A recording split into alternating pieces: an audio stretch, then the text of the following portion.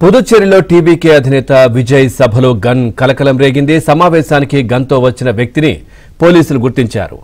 ఇక metal detector తనిఖీల్లో గుర్తించిన పోలీసులు అతన్ని అరెస్ట్ చేశారు.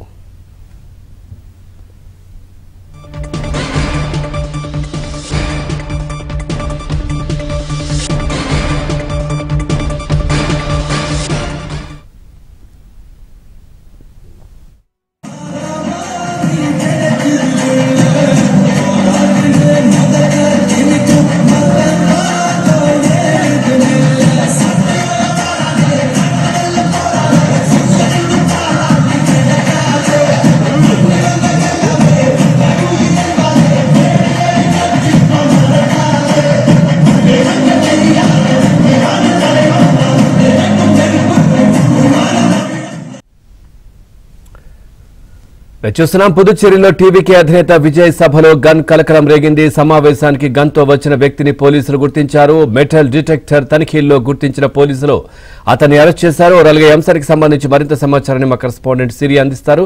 సిరి, పూర్తి డీటెయిల్స్ ఏంటి? ఎవరా వ్యక్తి? పుదుచ్చేరిలో ఈ రోజు నటుడు, రాజకీయ నాయకుడు విజయ్ నిర్వహిస్తున్నటువంటి ప్రజా ర్యాలీకి ప్రవేశించే ప్రయత్నం చేసినటువంటి వ్యక్తి వద్ద నుండి తుపాకీ బయటపడడంతో పోలీసులు అతన్ని అదుపులోకి తీసుకున్నారు. ఉప్పులం పోర్ట్ గ్రౌండ్ వద్ద జరుగుతున్నటువంటి ఈ సభలో భద్రతా తనిఖీల సమయంలో మెటల్ డిటెక్టర్ గేట్ వద్ద అతని వద్ద గన్, లైసెన్స్డ్ గన్ ఉన్నట్లుగా పోలీసులు గుర్తించారు. పోలీసులు తెలిపినటువంటి వివరాల ప్రకారం అదుపులోకి తీసుకున్న వ్యక్తి తమిళనాడు రాష్ట్రంలోని శివగంగా జిల్లా డేవిడ్ గా గుర్తింపబడ్డాడు. విచారణలో అతని వద్ద ఉన్నటువంటి గన్ లైసెన్స్డ్ గన్ గా తేలింది. ఒక రాజకీయ పార్టీ జిల్లా కార్యదర్శికి ప్రైవేట్ సెక్యూరిటీగా గార్డ్ గా పనిచేస్తున్నట్లు అతను పోలీసులకు తెలిపాడు. అయితే ఈ రోజు జరుగుతున్నటువంటి విజయ్ సభలో కేవలం పుదుచ్చేరి నివాసితులకు మాత్రమే అనుమతి ఉంది. వారికి స్పెషల్ గా ఒక క్యూఆర్ కోడ్ ను కేటాయించినటువంటి పాసులు అందజేశారు. ఆ క్యూఆర్ కోడ్ ఉన్నటువంటి పాసులతో మాత్రమే ప్రవేశం అనుమతిస్తున్నారు అంటూ కూడా తెలియజేశారు ముందే ఈ కార్యక్రమం నిర్వాహకులు. అయితే మరి ఏ ఉద్దేశంతో క్యూఆర్ కోడ్ లేకుండా తమిళనాడు వ్యక్తి పుదుచ్చేరికి ప్రవేశించాడు ఆ కార్యక్రమానికి అనే విషయంపై పోలీసులు ఇప్పటికీ అతన్ని ప్రశ్నిస్తున్నారు. ఈ ఘటనతో సభాస్థలంలో భద్రత కట్టుదిట్టం చేశారు. అన్ని గేట్ల వద్ద తనిఖీలను మరింత కఠినం చేశారు. అయితే స్ట్రిక్ట్ గా కూడా ఇప్పటికే చెకింగ్ అంతా కూడా చేస్తున్నారు. కరూరులో జరిగినటువంటి తొక్కిసలాట తర్వాత నిర్వహిస్తున్నటువంటి తొలి భారీ జనసభ కావడంతో భద్రతా ఏర్పాట్లు కూడా ప్రత్యేకంగా పర్యవేక్షిస్తున్నారు. అయితే ఈ ర్యాలీ కోసం కేవలం 5,000 మందికి మాత్రమే అనుమతి ఇచ్చారు. పార్టీ జారీ చేసినటువంటి క్యూఆర్ కోడ్ పాస్ కలిగిన వారికి మాత్రమే ప్రవేశం ఇవ్వబడుతుందనే నిబంధనను కూడా పోలీసులు స్పష్టంగా ప్రకటించారు. అట్లనే పిల్లలు, గర్భిణీలు, వృద్ధులు ఈ కార్యక్రమానికి రాకూడదని సూచించారు. పుదుచ్చేరి వెలుపల అంటే పుదుచ్చేరికి వేరే ఏరియాస్ లో ఉన్నటువంటి వారు, ముఖ్యంగా తమిళనాడు జిల్లాలో నుంచి ఉండేటువంటి వారికి ఎవరికి ప్రవేశం లేదని ముందుగానే ఆంక్షలైతే విధించారు. మరి ఈ కఠిన నియమాల మధ్య డేవిడ్ ఎలా లోపలికి వచ్చేందుకు ప్రయత్నం చేశాడు? స్క్రీనింగ్ సమయంలో లోపలికి వెళ్లే ప్రయత్నం చేసినప్పటికీ సాధారణ తనిఖీల్లోనే అతని వద్ద ఆయుధం ఉన్నట్లు బయటపడింది. తమిళనాడుకి చెందిన వ్యక్తికి ఎలా ఈ స్థలానికి చేరుకున్నాడు అన్నది కూడా అక్కడికి పోలీసులకి ప్రస్తుతం విచారిస్తున్నారు. అతన్ని అదుపులోకి తీసుకున్న వెంటనే భద్రతను మరింత బలపరిచి గేటు వద్ద ఇప్పటికే పత్రాల నిర్ధారణ, తనిఖీలు, ఎలక్ట్రానిక్ పర్యవేక్షణ కూడా పెంచుతూ అధికారులు అదనపు జాగ్రత్తలు కూడా చేపడుతున్నారు. ఈ నేపథ్యంలో ఒక క్యూఆర్ కోడ్ పాసుతో ఇద్దరికి ప్రవేశం కల్పిస్తారనే తప్పుడు సమాచారం కారణంగా కొందరు సందర్శకుల్లో గందరగోళం అయితే నెలకొంది.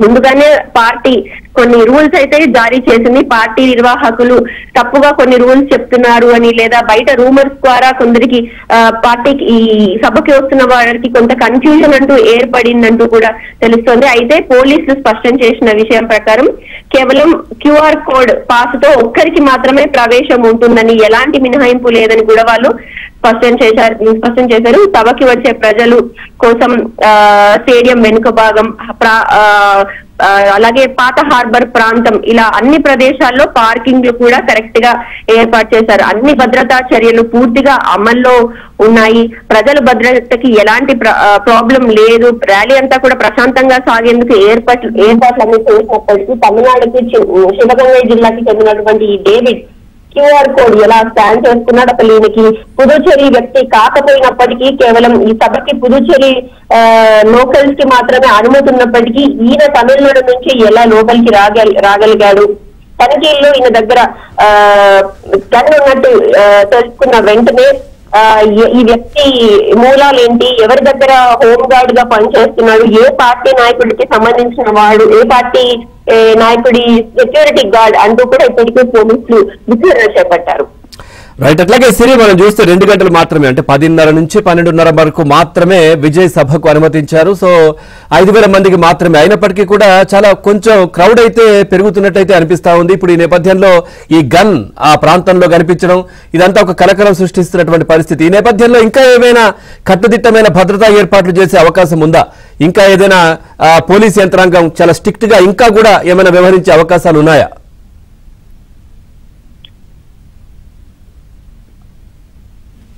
అయితే ఇప్పటికే పోలీసు ఈ మీటింగ్ కి సంబంధించి అన్ని ఏర్పాట్లు పూర్తి చేశామని చెప్పారు. సభకి కేవలం 5,000 మందికి మాత్రమే అనుమతి, ప్రవేశం ఓన్లీ క్యూఆర్ కోడ్ పాస్ ద్వారా మాత్రమే ఉంటాయని కూడా చెప్పిండ్రు. అలాగే పిల్లలు గర్భిణీలకు కూడా పాల్గొనవద్దని కూడా ముందుగానే పోలీసులు సూచనలు ఇచ్చినప్పటికీ కేవలం పుదుచ్చేరి నివాసితులకు మాత్రమే అనుమతి ఉంటుంది అని చెప్పినప్పటికీ చాలా మంది తమ అభిమాన నటుడిని, రాజకీయ నాయకుడిని, విజయ్ ని చూసేందుకు చాలా మంది పుదుచ్చేరి నుంచి అలాగే ఇతర ప్రాంతాల నుండి ఆ సభకి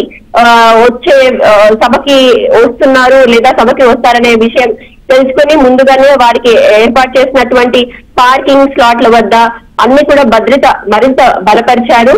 గేట్ వద్ద పత్రాల నిర్ధారణ, అలాగే సభకు వచ్చిన వారికి స్టేడియం వెనుక భాగం అంతా కూడా పార్కింగ్ ల కోసం నీటి సౌకర్యం, అలాగే అంబులెన్స్ సేవలు అన్ని కూడా సమృద్ధిగా ఉండాలని కూడా వీళ్ళు నిర్వాహకులు అలాగే పోలీస్ అధికారులు ఇచ్చినటువంటి ఇప్పటికే ఆదేశాలన్నీ కూడా పూర్తిగా చేశారు. భద్రతా చర్యలు పూర్తిగా అమల్లో ఉన్నాయని కూడా పోలీసులు తెలియజేస్తారు. Okay, right. Thank you Siri, thanks for the updates.